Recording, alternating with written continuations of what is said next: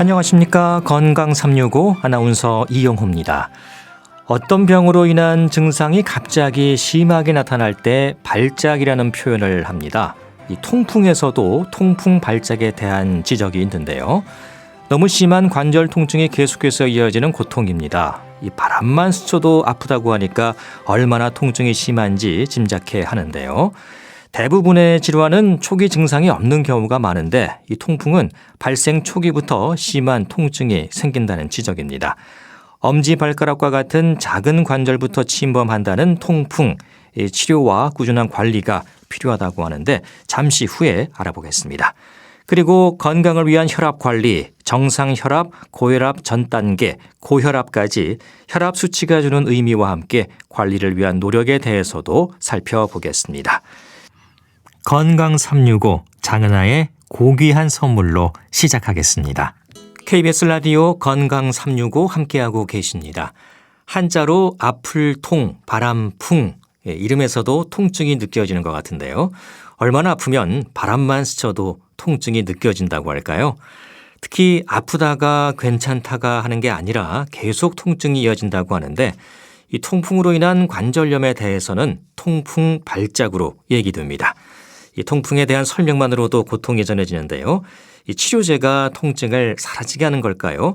중앙대학교 병원 류마티스 내과 송정수 교수와 함께하겠습니다. 교수님 안녕하십니까? 예, 안녕하세요. 네, 주변에도 보면 이 통풍으로 인한 고통으로 고생하는 분들이 꽤 많더라고요. 얼마나 아픈 통증입니까? 말씀하신 대로 이 통풍은 한문으로 아플 통자, 바람 풍자, 말 그대로 바람만 스쳐도 아픈 병으로요. 모든 질병 중에 가장 아픈 병이라고 합니다. 그래서 이거를 질병의 왕이라고 하고, 또한 과거에는 왕이나 귀족과 같이 잘 먹고 잘 살고 뚱뚱한 사람에게서 잘 생긴다 해서 이걸 또 왕의 병이라고도 합니다. 질병의 왕, 왕의 병 그렇게 불리죠. 이 통풍에 의한 고통은 여자들이 아이를 낳을 때보다 더 고통이 심하다고 합니다. 출산의 고통은 아프다가도 이렇게 쉬는 시간이 있는데 통풍의 고통은 쉬는 시간이 없이 그 뼈를 부수는 듯한 통증이 며칠간 지속됩니다.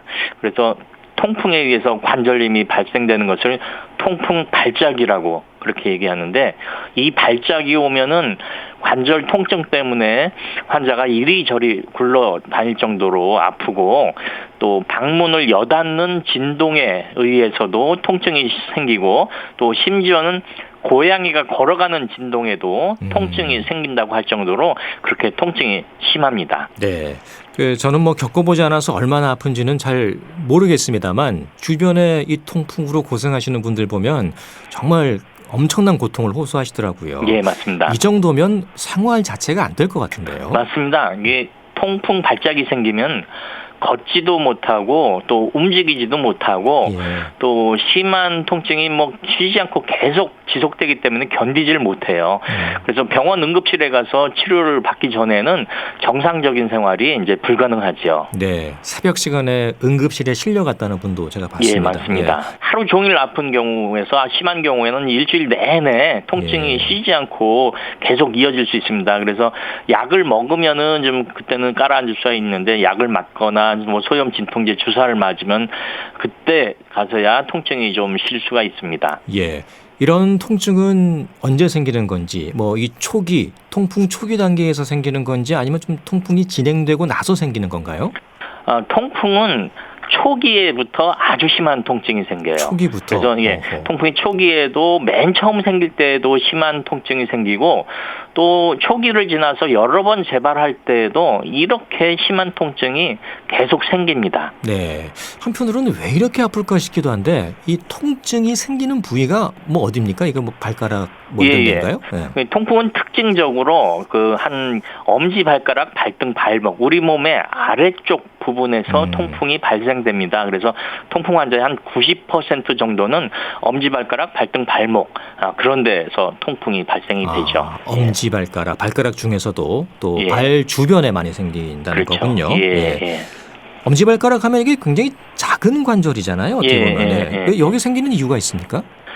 이 관절 부위에 요산이 쌓이면 거기에 통풍이 생기는데요. 예. 이 엄지발가락이나 발등, 발목 그런 데에 요산이 가장 많이 쌓이기 때문에요.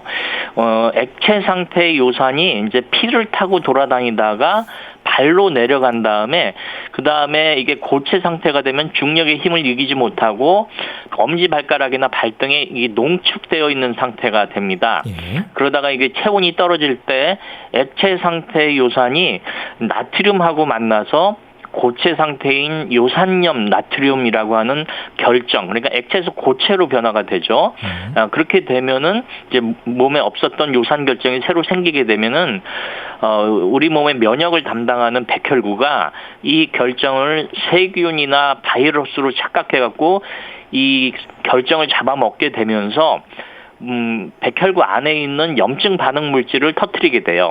예. 그래서 그 발 쪽에 엄지발가락에 염증과 통증이 생기게 되고 또 이 결정이 생기는 분은 몸에서 체온이 떨어지면은 결정이 잘 만들어지는데 심장에서 가장 멀리 떨어진 부위가 바로 이제 발가락인데 그래서 거기에 요산 결정이 많이 쌓이게 되고 심장에서 가장 먼 부위인 발가락에서 통풍 발작이 가장 많이 발생하게 되는 것입니다. 네. 그러니까 혈액 속에 있는 요산이라는 녀석이 쌓여서 이게 통증으로 이어진다는 건데 그렇죠. 그 쌓이는 예. 부위가 이제 엄지발가락, 발 부분이 예, 된다는 맞습니다. 말씀이시고요. 예.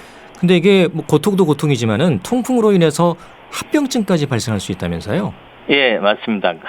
통풍은 극심한 관절통이 가장 대표적인 증상이지만은 사실 이러한 무서운 관절통도 통풍이란 질병의 빙산의 일각에 지나지 않습니다. 예. 통풍을 제대로 치료하지 않고 방치한다면은 나중에 고혈압, 당뇨병, 고지혈증, 동맥경화, 중풍, 심장병, 만성 심부전 그런 전신적인 합병증하고 다양한 혈관 질환이 동반돼서 생명을 위협할 수 있는 무서운 질병입니다. 네. 온갖 무서운 병이 다 포함되어 있군요. 예. 네. 특히 이제 혈관 질환과 관련된 것들이잖아요. 예. 네. 그 혈관 질환 위험을 높인다는 건데 왜 그렇습니까? 이 통풍에 동반되는 질환이 이제 고지혈증, 고혈압, 당뇨병, 만성 콩팥병 그런 게 있는데 이 질환들은 공통적으로 동맥경화를 일으키는 공통점이 있습니다. 예. 그리고 또 대사증후군이라고 하는 질병이 있는데 이 대사증후군은 고혈압, 고지혈증, 비만, 당뇨병 이런 것 중에 3가지 이상이 겹쳐서 생기는 성인병인데 이게 동맥경화의 위험인자이기도 합니다. 그런데 우리나라의 그 보고에 따르면은 우리나라 통풍 환자의 50% 이상, 절반 이상에서 이 대사증후군이 동반되어 있다고 보고하고 있습니다. 예. 그래서 통풍 환자들은 동맥경화로 인한 심장병, 즉 심근경색증이나 협심증, 부정맥, 또 심부전 그런 게 일반인에 비해서 2배 이상 높고 또 뇌혈관 질환인 이제 뇌경색이나 뇌출혈의 위험도 2배 이상 높다고 그렇게 알려져 있습니다. 네, 고통도 고통이지만은 더 위험한 합병증으로 이어질 수 있다는 건데요. 예, 맞습니다. 이걸 그냥 놔두면 더 위험해지겠어요. 뭐 예. 이런 것들은 생명을 잃을 수도 있는 거잖아요. 맞습니다. 네. 이게 통풍으로 사망한다는 것이 잘 이해가 안 될 수 있는데 2011년 보고에 따르면은 통풍 환자들이 정상인에 비해서 만성 콩팥병이나 심장혈관 질환, 뇌혈관 질환으로 사망할 확률이 1.3배에서 1.7배 높다고 2011년도에 보고하였는데요. 예. 근데 2018년도 미국 심장학회의 보고에 따르면은 통풍 환자들은 심장병으로 사망할 확률이 2배가 높다고 이렇게 보고를 하고 있습니다. 그래서 통풍이 단순히 심한 고통을 동반하는 관절염뿐만 아니라 심각한 질병, 생명을 위협하는 그런 심각한 질병이라는 것이 밝혀지게 되었죠. 네, 저는 통풍이 단지 뭐 심하게 아픈 정도라고만 알고 있었는데 예. 굉장히 위험할 수도 있다는 거거든요. 맞습니다. 그 통풍 환자들이 이런 위험성을 알고 있을까요? 잘 모르시는데요. 그렇죠. 그 통풍이란 병이 뭐 그렇게 옛날에는 흔한 병은 아니었고 요즘은 이제 많이 증가하죠. 예. 유병률이 많이 증가하고 주변에 통풍 환자가 많이 증가하니까 이게 처음에는 통풍이라는 병에 대해서 아무것도 모르던 분들이 주변 사람들이 이 통풍이 너무 심각하다, 너무 아프다 그런 증상에 대해서 많이 얘기를 하니까 점차 많이 듣게 되고 그러면서 국민들의 이제 통풍에 대한 인식이 10년이나 20년 전 과거에 비해서 지금 더 많이 알려지게 되었죠. 아까 왕의 병이라고 하셨는데 예. 아무래도 또 잘 먹다 보니까 이런 맞습니다. 통풍도 더 많이 생기는 측면도 있을 것 같아요. 예. 급성과 만성이 있다고 하는데 예. 급성으로 통풍이 온다는 건 어떤 의미인가요? 통풍의 초기에는 급성으로 오죠. 급성으로. 그러니까 통풍의 증상, 통풍의 단계가 4단계가 있는데요. 4단계. 예. 1단계는 이제 무증상 고요산 혈증이라고 해서 관절이 하나도 안 아프고 또 요로결석도 없고 콩팥도 안 망가지고 이제 멀쩡한 상황이죠. 그러니까 우연히 검사를 했는데 요산 수치가 7.0mg 데시리터 이상으로 올라가는 거예요. 7.0 이상으로 올라가게 되는 거예요. 이때는 증상이 없기 때문에 뭐 요산이 왜 올라갔는지 원인을 찾아야 하는 거고 특별히 치료하지는 않습니다. 그다음에 이 무증상 고요산 혈증이 10년 이상 계속 지속되게 되면 이제 그 2단계가 급성 통풍 관절염이에요. 이때는 뭐 술을 많이 먹거나 뭐 과식하거나 심한 운동을 한 다음 날 갑자기 뭐 엄지발가락이나 발등이나 발목에 심한 관절통이 생겨갖고 걷지 못하게 되고 뭐 응급실 찾아가게 되고 뭐 그런 현상이 생겨요. 그래서 이걸 그러니까 하루 사이에 뭐 몇 시간 사이에 갑자기 관절이 아파서 급성 통풍이라고 얘기를 합니다. 예, 그래서 그거가 이제 잘 깔아앉은 다음에 증상이 없는 경우 다음 발작이 생기기 전까지의 기간을 3단계 간기 통풍이라고 하는데 이건 통풍 발작과 통풍 발작 사이에 증상이 없는 기간입니다. 근데 이 3단계 간기 통풍에서 증상이 없다고 치료를 게을리하게 되면 한 10년쯤 지나서 4단계로 넘어가는데 그게 4단계가 만성 결절 통풍이라고 합니다. 이렇게 되면은 통풍이 진행이 돼서 발가락 뼈가 녹아나고 온몸에 요산으로 뭉쳐진 통풍 결절 덩어리, 통풍 덩어리가 발생을 하게 되고 그렇게 되면 이제 관절 기능이 망가져서 쩔뚝거리게 되고 또 콩팥 기능도 망가져 갖고 나중에 혈액투석이나 복막투석이 필요한 경우도 있습니다. 그래서 이렇게 1, 2단계는 뭐 2단계가 급성이고 4단계가 만성이라고 보면 됩니다. 네, 그 말씀을 듣다 보니까 이런 만성으로 이어지기 전에 이 급성 단계에서 치료를 잘해야겠다는 생각이 들거든요. 예. 만성으로 진행되는 경우가 많이 있습니까? 최근에는 별로 없어요. 초기부터 잘 치료를 하기 때문에. 근데 다행이네요. 10년 전, 20년 전 뭐 옛날 그 의사들이 부족할 때 또 병원에 오기 힘들 때 그럴 때는 급성에서 만성으로 진행하는 통풍 환자들이 꽤 많았어요. 근데 최근 뭐 한 10년 사이에는 통풍에 대한 국민들의 인식이 많이 알려져 갖고 이제 통풍을 조기에 진단하고 조기에 치료하는 분들이 많이 생겨서 이제 만성으로 진행하는 경우는 뭐 많지는 않습니다. 근데 요즘에도 가끔 아주 시골에 사시는 분이나 아니 의료 혜택을 받기 힘든 환자들이 만성 결절 통풍 상태로 병원에 오시는 경우가 종종 있어서 조금 안타까운 경우도 있습니다. 만성까지 가면 이미 좀 늦어진 상태인데요. 그렇죠? 그 전에 반드시 치료를 하셔야겠습니다. 이 통풍으로 인한 관절염이 통풍 발작으로 지적된다고 들었습니다. 통풍과 관절염 또 이 통풍 발작 어떻게 이해해야 될까요? 통풍은 크게 그 증상이 관절이 아픈 관절 증상하고 관절 이외에 콩팥이나 심장, 혈관, 뇌혈관 이런 다른 부분이 아픈 관절 외 증상으로 구분할 수가 있습니다. 관절 증상과 관절 외 증상. 관절 증상의 대표적인 증상이 급성 통풍 관절염이고 이런 경우 또 급성 통풍 관절염을 너무 아프기 때문에 이걸 통풍 발작이라고 얘기를 합니다. 그래서 정리하자면은 통풍이라는 것은 질병의 가장 큰 단위이고 통풍 발작은 통풍의 관절 증상 중에 급성 관절염에 해당한다고 보시면 됩니다. 네, 그러니까 통풍 치료를 제대로 하지 않으면 이런 통풍 발작도 자주 발생하고 그러면서 합병증으로까지 이어질 수 있다는 거잖아요. 예, 맞습니다. 이 통풍은 고혈압이나 당뇨병처럼 요산을 떨어뜨리는 약을 평생 복용하는 질병인데 일부 환자들은 통풍의 증상이 사라지게 되면은 통풍이 다 났다고 자기 혼자 생각을 하고 약을 더 복용하지 않는 경우가 있습니다. 예. 네, 그러다가 한 2, 3년 후에 다시 통풍 발작이 재발하곤 합니다. 근데 이게 문제가 통풍 발작만 오면은 괜찮은데 이게 더 진행하게 되면 관절도 망가지지만은 콩팥도 망가져요. 콩팥에도 요산이 쌓이거든요. 예. 그리고 혈관에도 요산이 쌓이기 때문에 그러면 동맥경화가 진행이 되고 그러면 이제 중풍이라든지 심장병 그런 합병증이 생길 수 있기 때문에 그 합병증으로 고생하실 수 있습니다. 예. 이게 재발 위험이 높다면서요? 예, 맞습니다. 통풍약을 중단하면은 반드시 언젠가는 통풍이 재발합니다.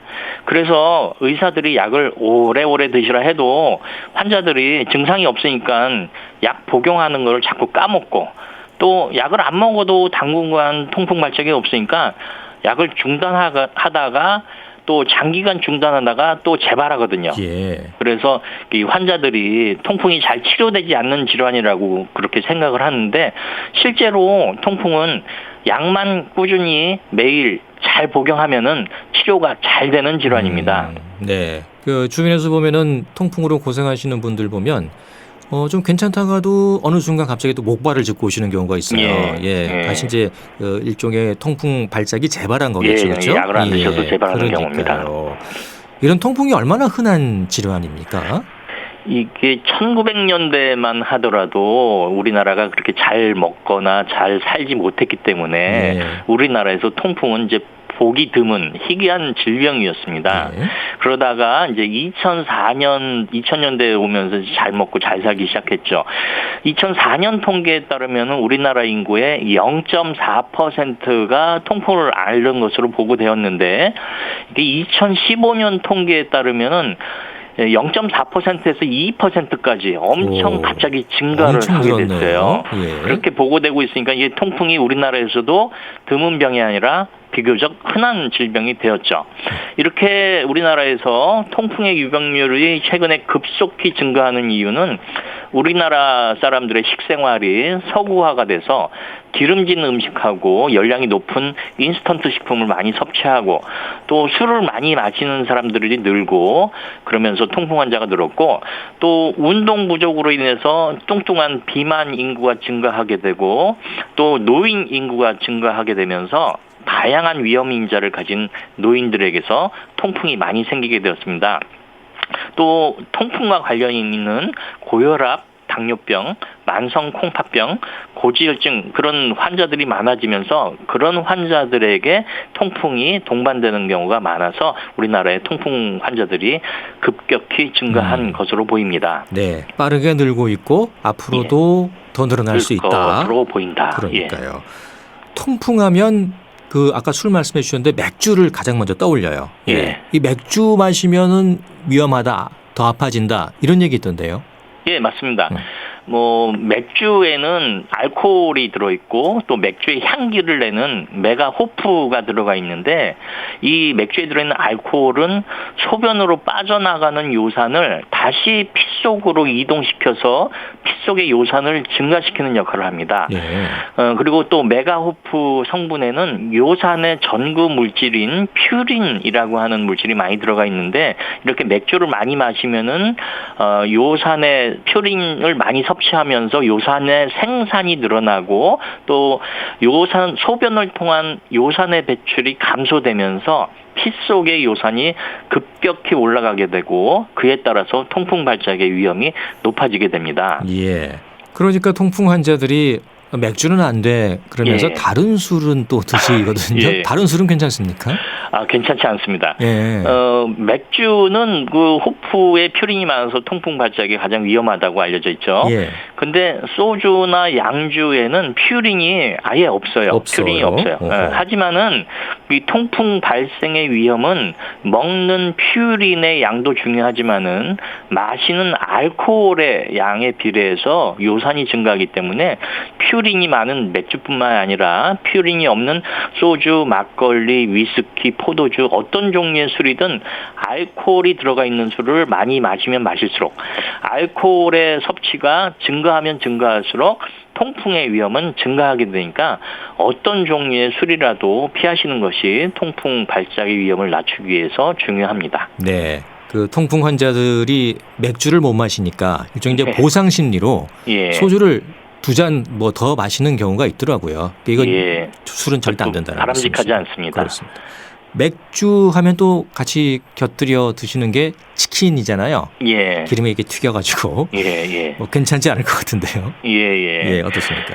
그 맥주 자체도 칼로리가 많이 들어가 있지만은 거기다 치킨을 기름에 튀겨서 드시면은 물론 그 맛은 좋지요. 그렇지만 칼로리가 높고 지방도 많이 섭취하게 되고 또 이렇게 기름진 음식을 많이 드시게 되면은 살이 찌게 되고 또 피 속의 요산이 급격히 올라가게 돼서 통풍 발작의 위험이 증가하게 됩니다.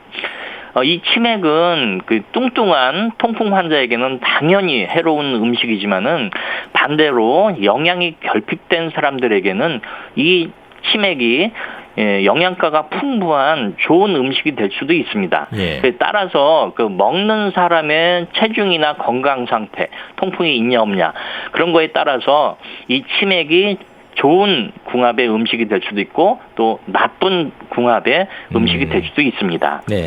치맥의 유혹을 이기기가 쉽지 않잖아요. 맞습니다. 통풍 환자들께서는 그래도 건강을 생각해서 좀 자제하셔야겠습니다. 참으셔야 됩니다. 건강검진에서 이제 혈압 검사를 하면 요산 수치가 보통 나오죠. 근데 이 수치를 좀 잘 봐야겠는데 소홀히 하는 경우도 많은 것 같아요. 맞습니다. 이 통풍 환자들은 신경 써서 보지만은 통풍이 없는 사람들은 이 요산이 뭔지도 잘 모르고 또 이게 높은지 낮은지도 잘 모르게 됩니다. 의사 선생님도 통풍이 있냐 없냐 물어보고 없다 그러면 별로 설명도 안 해주고 그러는 경우가 많거든요. 근데 이 통풍의 원인은 이런 요산이라는 물질이 우리 몸에 너무 과다하게 많이 쌓이면서 생기는 건데요. 이 요산이라는 물질은 소변으로 나오는 산성 물질이다라고 하는 뜻이에요. 그래서 우리가 즐겨 먹는 이제 고기나 생선, 맥주 거기에 이제 퓨린이라고 하는 아미노산이 우리 몸에서 에너지로 사용되다가 소변을 통해서 찌꺼기로 나오는 형태의 물질이 바로 요산입니다.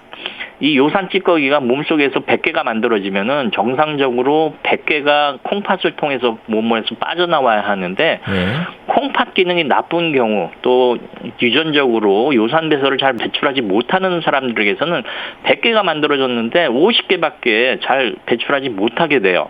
그렇게 되면 남은 요산이 몸속에 쌓이게 되고 이렇게 남은 요산이 또 나트륨하고 만나서 요산 결정을 만들어서 이제 피를 타고 돌아다니다가 우리 몸의 관절이나 신장, 혈관에 쌓이게 되면 우리 몸의 면역계에서 백혈구가 이거를 세균이나 바이러스로 착각을 하고 공격을 하게 되면서 몸에 이제 자가 염증 반응이 일어나면서 통풍 발작이 일어나게 되는 것이죠. 그냥 염증 반응이 아니라 자가 염증 반응이다. 그런 말씀이시네요.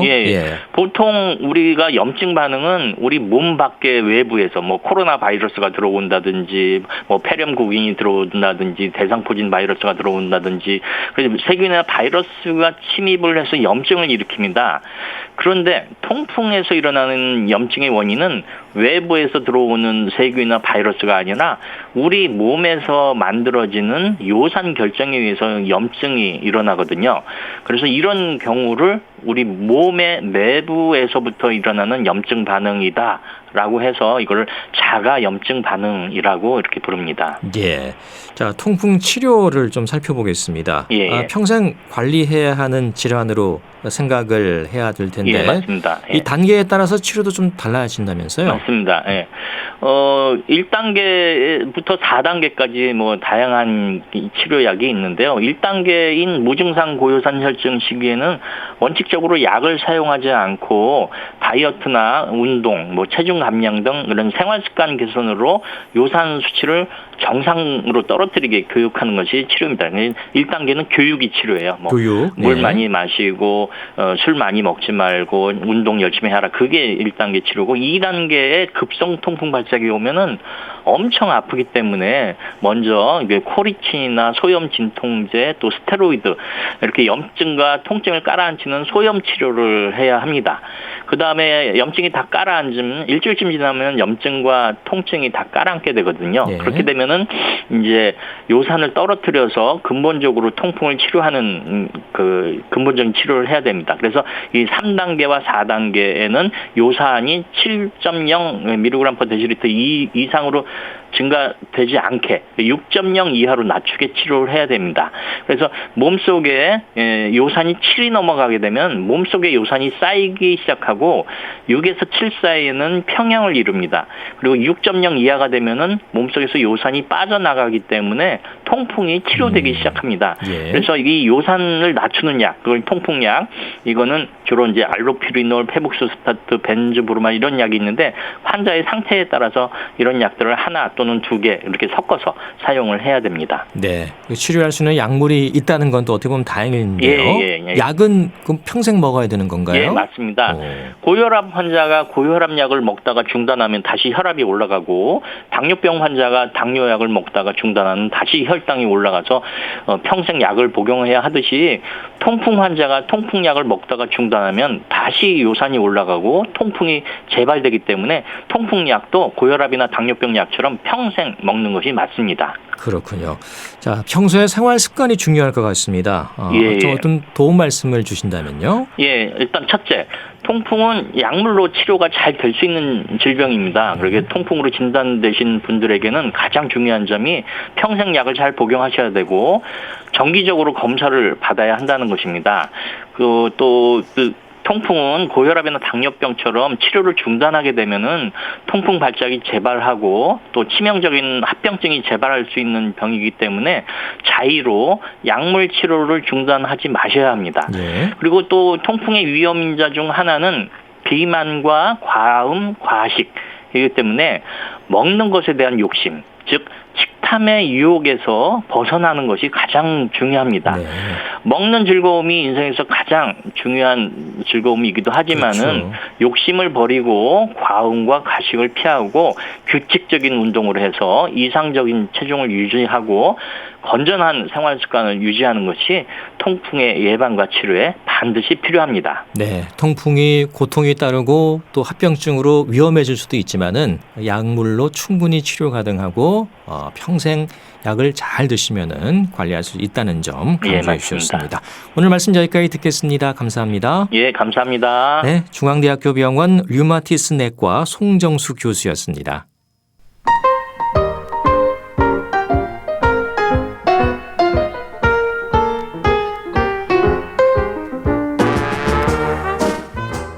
건강한 하루의 시작. KBS 라디오 건강 365.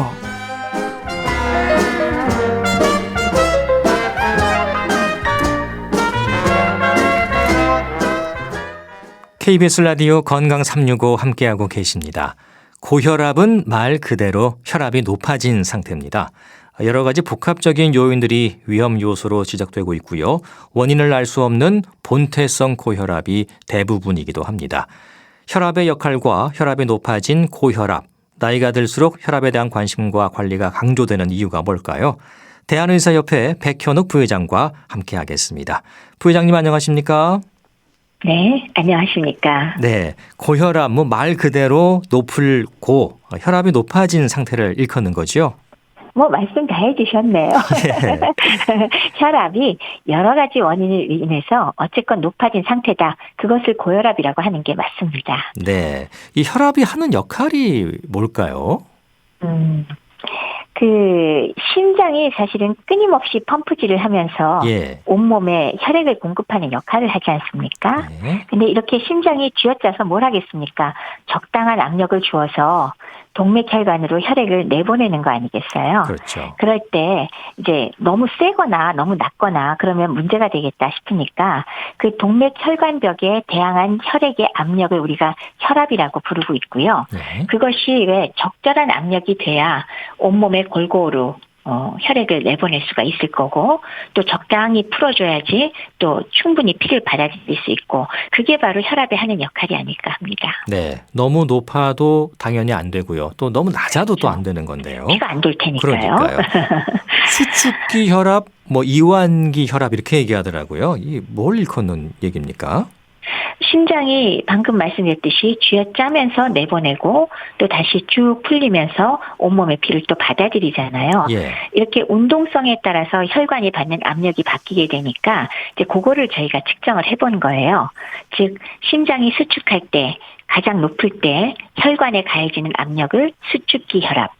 그리고 반대로 혈액을 받아들이기 위해서 심장이 쭉 늘어지면서 확장될 때 혈관에 가해지는 압력을 이완기 혈압이라고 부르고요. 이때가 당연히 혈압이 가장 낮겠죠. 예. 그래서 두 가지 수축기, 이완기 혈압을 다 표시를 하더라고요. 예, 수축기 그렇죠. 얼마, 그래서 이완기 얼마. 수축기, 이완기. 그렇죠. 네. 예. 제가 이제 방송 시작하면서 본태성 고혈압이란 말씀을 드렸거든요. 예. 네. 이 본태성의 고혈압 이게 정확하게 뭘 얘기하는 건가요? 우리 왜 모든 질환을 얘기할 때 우리 의사들의 경우는 질환 이름 딱 써놓고 맨 처음에 나오는 게 원인이 뭐냐. 항상 이유를 먼저 찾습니다. 예. 그래서 고혈압의 원인을 이야기할 때 거기에 따라 나온 게 본태성이라고 이야기를 하는데요. 네. 고혈압 환자가 굉장히 많지만은 놀랍게도 고혈압 환자 10명 중 9명, 즉 90% 이상은 본태성이라고 불러요. 이게 예. 무슨 뜻이냐? 사실은 원인을 알 수 없다라고 이야기하는 겁니다. 즉 고혈압의 대부분을 차지하는 이 본태성 고혈압이란 어느 한 가지 뚜렷한 질환에 의해서 오는 것이 아니라 여러 가지 요인이 모여서 오기 때문에 뚜렷하게 우리가 원인을 말할 수 없는데 아니 도대체 무슨 소리냐. 그런 여러 가지 요인으로 우리가 꼽는 것들이 뭐 유전이라든지 예. 뭐 노화라든지 뭐 습관이라든지 이런 것들을 다 뭉뚱그려서 그런 게 모여서 혈압이 올라가는 원인이 될 때 우리가 본태성 고혈압이라고 부릅니다. 예. 10명 중 9명이면 거의 대부분이네요. 원인을 알 수 없다. 그렇죠. 정확하게. 예. 뭐 네, 본래 맞습니다. 뭐 태어난 게 그렇다. 뭐 이렇게 뭐 줄여서 쓴 건지는 제가 잘 모르겠습니다만 유전적인 것도 있고 뭐 노화 자연스럽게 생기는 것도 네. 있고 또 습관이라고 하는 건 이 식습관이 중요하겠죠. 뭐 운동 습관 이런 거. 그렇죠. 예. 그래서 이제 우리 이런 고혈압을 유발하는 요인을 정리할 때 첫 번째는 그런 얘기를 해요. 어쩔 수 없이 우리가 바꿀 수 없는 부분이 있고 그 요인들 중에 예. 바꿀 수 있는 부분이 있잖아요. 바꿀 수 없는 부분이라면 조금 전에 말씀 주신 유전. 사실 유전은 우리가 어떻게 못 그렇죠. 바꾸잖아요. 바꿀 네, 수가 물려받은 없죠. 거니까. 예. 그다음에 남성하고 여성하고 누가 더 많을까요? 남성 아닙니까? 그렇습니다. 그렇죠. 예. 그렇죠. 남성이 더 많은데, 아니, 내가 남자고 여자인 건 못 바꾸잖아요? 그것도 어쩔 수 없는 거고. 예. 네. 그 다음에 또 세 번째로 꼽는다면, 나이를 들면 들수록, 그러니까 연령이 높아질수록 역시 고혈압이 많이 생깁니다. 예. 혈관이 아마 좀 딱딱해져서 그렇다고 생각을 하는데, 나이도 세월이 가면 먹는 거기 때문에 우리가 못 바꾸잖아요. 예. 그래서 이런 것들은 우리가 바꿀 수가 없거든요. 그래서 그런 요인이 있고, 물론 아까 성별을 얘기할 때 폐경 이후에 여성도 혈압이 좀 많이 올라가기 때문에 이것도 위험 인자에 들어갑니다. 예. 크게 요 세 가지는 바꿀 수 없는 요인이 되겠고, 나머지는 제가 생활 습관이라고 가볍게 말씀을 드렸는데, 그 중에는 당연히 담배를 핀다거나 아니면은 그 술. 식사성으로 예. 너무 짜게 드시거나 짠 거. 그렇죠. 아니면 술을 많이 마시거나 네. 뭐 이런 것들이 또 원인이 될 수가 있습니다. 그러니까 먹는 것이 원인이 될 수 있고 담배가 또 악화 요인이 될 수 있고 그것 이외에 고지혈증이나 당뇨병 같은 병을 가지고 있을 때 역시 문제가 될 수 있을 거고요. 예. 그다음에 우리가 다른 이유로 먹는 약물 뭐 경구 피임약이라든지 무슨 식욕 억제제라든지 뭐 일부 항염제라든지 이런 것들이 역시 혈압을 높이는 원인이 될 수가 있습니다. 네. 그리고 하나 더 한다면은 운동 부족 당연히 혈압을 높일 수가 있고 비만도 원인이 될 거고요. 그다음에 스트레스 많이 받는 것 이런 것도 다 원인이 되기 때문에 뒤에 말씀드린 것들은 어느 정도 우리가 살면서 교정이 가능하기 때문에 그 부분을 좀 바꿔보자 그래서 그걸 생활 습관이라고 뭉뚱그려서 말씀을 드립니다. 예. 2차성 고혈압이란 말도 있던데요. 예. 이게 요거와 관련이 있는 건가요? 아니면 또 별도의 또 다른 개념인가요? 2차성 고혈압이 바로 아까 말씀드린 본태성 고혈압과 딱 대조가 되는 거죠. 예. 본태성은 뚜렷한 원인이 없는 거지만은 2차성 고혈압이란 어떤 질환이 있어서 그것에 의해서 2차로 혈압이 높아진 경우를 아하. 얘기하는데요. 예. 그러면 도대체 무슨 질환이 혈압을 높이나요?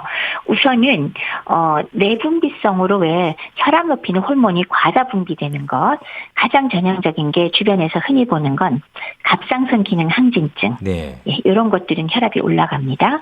그거 외에 뭐 갈색종이라고 부신 쪽에 혹이 생긴 것도 거기서 나오는 호르몬이 혈압을 높이기 때문에 문제가 되고 말단 비대증 같은 그러니까 성장 호르몬이 많이 나오는 거지만 이 경우도 혈압이 올라가는 경향이 있고요. 그것 외에 뇌염이나 뭐 뇌종양이나 다발성 신경염 같이 머리 쪽에 문제가 생겨도 역시 혈압이 오를 수가 있고요. 세 번째는 콩팥에 문제가 생길 때 혈압이 오르죠. 우리 왜 만성 신부전으로 혈액투석하고 이런 분들 많은 경우에 고혈압 동반돼 있잖아요. 네. 그러니까 콩팥이 문제가 돼도 혈압이 높아질 수 있고요. 그것 외에 기타 혈관 질환이라든지 뭐 대동맥 협착증이라든지 아니면 임신을 해도 혈압이 좀 높아지는 경향이 있고 뭐 알도스테론증 같이 이런 알도스테론 변화가 있을 때 이런 원인을 명확히 우리가 알 수 있을 때 2차성 고혈압이라고 이야기를 합니다. 네. 원인을 명확하게 알 수 있느냐 없느냐에 따라서 본태성, 네. 2차성 이렇게 네. 나누어진다는 거군요. 예. 그렇게 알고 있으면 되겠습니다. 이제 고혈압의 기준인데요. 130 넘어가면 뭐 고혈압으로 얘기를 많이 하는 것 같아요. 이 뭐 정확하게 기준 수치가 어떻게 되는 겁니까? 이게? 우선 우리나라 고혈압 학회 그리고 미국 심장학회 예. 정상 혈압의 기준을 먼저 말씀드리면요. 예. 우리 상식적인 건데 얼마일까요? 글쎄요. 정상 혈압, 수축기 혈압 예. 120 120. 그리고 확장기 혈압 80 미만을 우리가 정상이라고 부르고요. 120에서 80. 그렇죠. 네. 이거를 넘어서면 우선은 혈압은 정상이 아니고 기준보다 높은 숫자이다. 따라서 주의를 필요로 한다라는 게 우선 첫 번째입니다. 기준보다 높으면은 주의해야 한다. 예. 그렇죠. 뭐 고혈압이다 80을 아니다는 넘어가면. 고혈압이다 아니다는 어떻게 그러면 좀 더 높아야 그렇죠. 되는 건가요? 그게 이제 또 그 다음 단계로 가야죠. 예. 그 다음 단계 요거보다 근데 조금 높아요. 가령 뭐 나 125인데 그리고 확장기가 85인데 이것도 고혈압입니까? 네. 사실 그거는 우리가 치료를 필요로 하는 단계는 아니거든요. 네. 그래서 그것을 우리가 고혈압은 아직 아니고 고혈압 전 단계라는 말로써 이름을 붙였는데요. 수축기 혈압이 120을 넘겨서 139까지 그리고 확장기 혈압은 80을 넘겨서 89까지를 고혈압 전 단계라고 부르고요. 네. 요거를 넘어가는 140 이상, 90 이상을 우리가 고혈압으로 넘어갔다. 제1기 고혈압이다라고 부릅니다. 1기 고혈압 140 네네. 넘어가고 90 넘어가게 그렇죠. 되면 그렇죠. 예. 네네네. 고혈압 전 단계에서 이제 고혈압 단계로 넘어가는 거고 고혈압 전 단계로 진단되는 경우 많거든요. 저도 사실 좀 그 단계로 나오는데 고혈압 단계로 가기까지 이게 시간이 많이 걸립니까? 뭐 바로 가는 건가요? 아니면은 뭐 좀 천천히 갈 수도 있는 건지. 그거는 어떻게 관리하느냐에 관리하느냐에 따라 다르다. 네. 예. 그러니까 고혈압 전 단계라 그러면 사실은 치료제, 약물이 필요한 단계는 아직 아니거든요. 예. 그리고 이 단계에서는 관리만 잘하면 사실은 고혈압으로 넘어가지 않게 할 수 있고 심지어는 오히려 조금 더 낮게도 할 수 있어요. 예. 그러면 어떤 관리를 하느냐? 아까 제가 왜 길게 말씀을 드렸잖아요. 바로 이 말씀 드리려고요. 예. 조절할 수 있는 위험인자들이 있잖아요. 예를 들면 저염식, 균형 잡힌 식습관이라든지 그다음에 운동을 적절하게 하고 적정 체중을 유지해 준다든지 그리고 담배 태시는 분은 담배 끊고 술 절제 내지는 금주하시고 그다음에 스트레스를 좀 피하고 이런 것들만 잘 하셔도 충분히 고혈압 전 단계에서는 오히려 120 미만으로 떨어뜨릴 수도 있기 때문에 관리를 잘하면 진행을 막을 수 있다. 그러나 관리를 전혀 하지 않으면 이것은 고혈압으로 쭉쭉 진행이 된다라고 말씀을 드릴 수 있습니다. 네, 그 운동이 좋다는 말씀을 많이 하시는데 그 네. 이제 유산소 운동이라고 하잖아요. 뭐 그렇죠. 걷기나 네. 가볍게 네. 또 빠른 네. 걸음으로 걷는다거나. 그죠? 네. 근데 이제 무거운 걸 들잖아요. 이렇게 혈압 네. 그 근육을 키우기 위해서. 근데 네. 이게 좀 혈압을 높일 수도 있다고 해서 조심하라고 하던데 그건 맞는 얘기입니까? 심혈관의 건강을 위해서는 사실 유산소 운동이 가장 중요하죠. 예. 그래서 우리가 왜 항상 뭐 연세가 젊건 나이가 들었건 그 기본적으로 권하는 유산소 운동의 일반적인 얘기는 일주일에 150분 중간 정도 강도의 운동을 150분 정도. 그건 사실 5일로 나누면 하루에 30분이에요. 그래서 중간 정도의 운동이 어느 정도냐?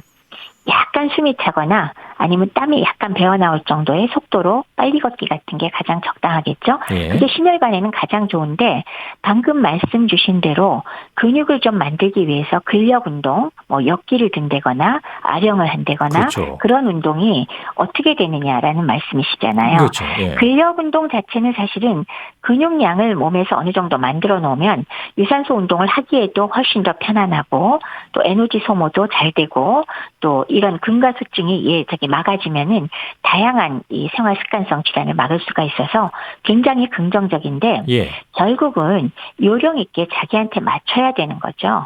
갑작스럽게 역기 무거운 거 들고 이런 거 운동이라고 생각하시면 곤란하고요. 예. 가벼운 것부터 차근차근 자기 몸에 맞춰서 근력 운동을 하는 게 정말 중요하죠. 그렇죠. 예. 하물며 혈압이 높은 우려가 있는 분은 뭐 길게 얘기할 필요가 없습니다. 스스로 혈압 높여서 일 벌이지 않으셔야 됩니다. 예. 그러니까 자기 수준에 맞게끔 적당한 근육 그렇죠. 운동은 분명히 필요한데 무슨 네, 뭐 맞습니다. 인간 한계에 도전하는 것처럼 무거운 걸 들고 뭐 얼굴이 뻘개질 정도로 그렇게까지 할 네. 필요는 없다는 거죠. 예. 그렇죠. 자기가 맞춰서 서서히 늘려가면 그러니까요. 되니까요. 예. 네. 조심할 필요. 특히 이제 고혈압 있으신 분들은 조심할 필요가 그렇죠. 있겠고요. 고혈압 위험도가 있는 분들은 더더구나 그렇습니다. 예. 고혈압도 아까 말씀해 주신 이제 1단계가 있고 그럼 더 높아지면은 네. 뭐 2단계, 3단계 이렇게 계속 올라가는 건가요? 뭐 3단계까지는 안 보내고요. 예. 보내지 않고 막아야죠. 아까 예. 일기 고혈압, 정도 고혈압을 일단 140이 넘고 90이 넘는다고 말씀을 드렸는데요. 예. 그 범위는 그 경도 고혈압은 수축기 혈압을 140에서 159까지를 잡고요. 네. 그다음에 확장기 혈압을 90에서 99까지로 잡습니다. 그러면 그거에 대비해서 중등도 이상의 고혈압, 2기 고혈압이라고 하면은 수축기 혈압이 160이 넘어가거나 확장기 혈압이 100이 넘어갈 때 중등도 이상의 고혈압인 2기 고혈압이라고 부르죠. 예. 160까지 넘어가는 경우도 꽤 많나 봐요. 혈압을 치료하러 오시는 분은 이런 분이 많이 계시고요. 그렇군요. 예. 근데 저도 그런 경우가 있는데 건강검진 받거나 하면 혈압이 좀 높게 나오더라고요. 집에서 잴 때보다. 그렇죠. 의사 선생님 앞에 만나면 혈압 높아지고 긴장해서 그런 걸까요? 맞습니다. 이것을 우리가 왜 백의 고혈압이라고 하얀 하는데 옷을 입으신 분을 그렇죠. 만나면 혈압이 높아진다. 네. 근데 사실 우리말로 하면 저는 더 좀 안 들어오더라고요. 갑자기 백의는 뭐야? 그래서 네. 그것도 한참 무슨 소리야? 그리고 듣다 보면 그렇죠. 흰옷, 그러니까 하얀 옷인 거 금방 아시네요. 백의 종군도 아니고 말이죠. 예. 근데 그거를 사실은 화이트 코트 하이퍼텐전인데요. 예. 왜 서양에서는 화이트 코트가 딴 게 아니라 가운을 얘기해요. 예. 의사 가운. 예. 네, 우리는 가운이라고 부르잖아요. 근데 그거를 백의라고 딱 번역을 해놓으면 저도 맨 처음에 이 단어를 보면서 무슨 소리인지를 모르겠더라고요. 물론 수십 년 전이긴 하지만은 그래서 어쨌건 병원에 왔을 때 아니면 의사 앞에서 혈압을 잴 때만 긴장을 하게 되니까 집에서는 사실은 정상인데 병원에만 오면 높게 나오는 경우 이것을 이렇게 백의 고혈압이라고 부르기는 합니다. 네. 결국 긴장된 상황에서 혈압을 측정하면 높게 나온다. 라고 얘기를 하고요. 이것도 정의를 좀 더 자세히 찾아보면 대한고혈압학회가 2022년도에 고혈압 진료 지침에서 발표를 했는데요. 일반적으로는 140에 90 이상이면 고혈압으로 진단을 하잖아요. 예. 근데 100의 고혈압의 경우는 집에서는 135에 85 미만이지만 진료실에서 측정할 때 142, 90 넘어갈 때 100의 고혈압이라고 분류를 한다라고 정의를 내려놨습니다. 예. 반대되는 것도 있다고 하던데요. 가면성 고혈압? 이건 어떤 건가요? 이제 숨어있는 고혈압을 또 얘기하죠. 그렇죠? 이름도 붙이기 나름인 것 같아요. 예. 재미있잖아요. 예. 그렇죠? 그래서 백이 고혈압과는 완전히 반대인 경우를 의미하죠. 예를 들면 집이나 직장에서는 혈압이 높게 나오지만 병원에서 측정하면 역으로 정상으로 나오는데 이런 경우가 얼마나 되나 했더니 한 10% 정도는 고혈압 환자 10%가 이런 숨은 고혈압이라고 합니다. 그렇군요. 근데 저도 요거는 조금 별로 이해는 잘 안 되지만 아주 심한 육체 노동자 혹은 아주 담배를 많이 태는 분, 그다음에 스트레스에 무척이나 예민한 사람 등에서 나타날 수가 있다라고 얘기를 하고 있습니다. 예. 혈압 수치를 이제 평소에 잘 알고 있어야 될 것 같아요. 이게 기록해 두면 도움이 되겠죠, 계속해서. 그렇죠. 아무래도 혈압 재는 시간과 환경 때문에 혈압 자체가 변화할 때가 많거든요. 그래서 경우에 따라서는 쉬고 나서 다시 측정해서 2번을 평균을 낼 수도 있고 하루에 오전 오후가 다르니까 2번씩 매일 측정할 수도 있고 아니면 조금 높게 나오면 하루쯤 지나서 다시 측정하는 것도 필요하기 때문에 아예 평소에 일정 시간에 혈압을 주기적으로 재고 기록해 놓는 습관도 사실은 건강관리에서 굉장히 필요하지 않습니까? 예. 더군다나 혈압의 경우는 꼭 증상이 유발되면서 나타나는 게 아니니까 네. 계속 재고 있는 한은 혈압이 올라가는 시점을 우리가 정확히 알고 치료 시기를 굉장히 일찍 할 수 있으니까 그런 면에서도 혈압을 평소에 재고 기록하는 습관은 상당히 좋은 습관이라고 말씀드려야겠습니다. 네. 또 요즘은 혈압계들이 곳곳에 많이 배치되어 있더라고요. 예. 그렇죠. 예, 지나가면서 한 번씩 재보고 또 기록할 그렇죠. 수 있는 용지도 뽑을 수 있게끔 돼 있어서 그렇죠. 기록하기가 훨씬 용이한 것 같아요. 맞습니다. 상당히 편한 세상입니다. 그러니까요. 그거 뭐 돈 받는 건 아니니까 한 번씩 재보시고 그렇죠. 확인하시면 예. 좋겠습니다. 이제 이런 얘기 많이 하잖아요. 아우, 나 혈압 오른다. 막 뒷목 잡고. 예. 네. 이게 혈압이 오르면서 이런 두통이 오거나 막 이렇게 뭐라 그럴까요? 좀 화가 침다 그래야 될까? 그런 네. 증상들이 실제로 나타납니까? 혈압이 오르면요?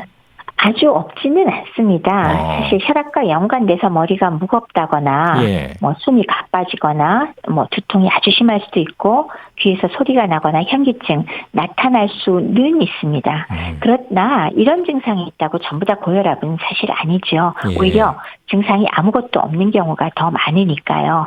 그래서 왜 고혈압을 소리 없는 살인자라고 부르잖아요. 예. 그러니까 합병증이 생기기 전까지는 별 증상이 나타나지 않는 경우가 오히려 대부분이거든요. 그렇기 때문에 물론 그런 증상이 있을 때 혈압 재보는 거는 좋은 습관이고요. 예. 그러나 그 증상이 있어야만 고혈압이다라고 생각하지는 마시고 주기적으로 혈압은 역시나 측정해 주시는 게 건강을 위해서 훨씬 더 도움이 됩니다. 예. 그러니까 증상이 있을 수도 있지만은 대부분의 고혈압은 사실 이제 증상이 없기 때문에 그래서 더 위험하다는 거잖아요. 그렇습니다. 예. 네. 겨울에 더 위험하다는 얘기도 들리던데, 그러니까 특히 이제 아침에 일찍 나가서 운동하시는 어르신들 조심하라 그러잖아요. 모자도 그렇죠. 쓰시고, 예. 네. 겨울에 더 높아집니까? 어떤가요? 그거는 아무래도 추우면 당연히 우리가 외부로 열이 발산되는 걸 막기 위해서 어떻게 되죠? 혈관이 다 수축을 하거든요. 그러면 혈액이 지나가는 혈관이 평소보다 좁아지면서 혈압이 좀 될 수가 있죠. 따라서 평소 고혈압을 앓고 계신 분이면은 겨울철에 외출할 때 일단은 충분히 따뜻하게 하고 나가시도록 하시고 그리고 기온이 낮은 새벽에 굳이 운동을 하러 나가는 거는 조금 더 조심하셨으면 좋겠고요. 예. 그리고 또 사우나를 한 이후에 바로 또 바깥에 나갈 때도 그 사우나 내부와 바깥의 온도 차이가 좀 더 크잖아요. 그래서 샤워를 마무리할 때 오히려 조금 더 낮은 물에 그 낮은 온도의 물로 조금 체온을 좀 정리하시고 밖으로 나가시는 게 조금 더 급작스럽게 혈압이 바뀌는 거를 좀 예방할 수 있지 않을까 합니다. 네. 끝으로 가장 궁금한 약 얘기 잠깐 여쭐게요. 네. 뭐 약은 이제 병원 가서 진료받고 처방받을 수가 있는데 네. 계속 먹어야 되나 좀 쉬었다 먹으면 안 되나 이게 가장 큰 숙제인 것 같아요. 네. 혈압약의 특성이 있죠. 그러니까 왜 뭐 가령 폐렴에 항생제는 2주 동안 치료하면 치료 완치 끝 그렇게 될 수 있잖아요. 예. 근데 혈압약이나 당뇨약 같은 경우는 사실은 약을 드셔야 그 시기 동안 혈압이 떨어지는 것이지 혈압이 한 번 떨어졌다고 그 혈압을 낮은 채로 유지하고 잡아놓을 수가 없죠. 네. 약을 드시지 않는 한은. 그런 면에서는 그 혈압약이나 당뇨약 같은 질환의 약물은 내가 이렇게 오래 먹어서 뭐하나 그리고 알아서 줄인다거나 알아서 끊거나 그러면 다시 올라가기 때문에 요거는 좀 피하시고요. 꼭 계속적으로 혈압 측정해가면서 주치의 선생님하고 상의해가면서 약은 조정을 해주시면 좋겠습니다. 네, 혈압약은 꾸준히 꼭 드셔라. 말씀으로 그렇죠. 정리하겠습니다. 오늘 네네. 도움 말씀 고맙습니다. 네, 네. 감사합니다. 감사합니다. 대한의사협회 백현욱 부회장과 함께했습니다. KBS 라디오 건강 365 유재하의 가리워진 길 들으면서 마치겠습니다. 아나운서 이영호였습니다. 고맙습니다.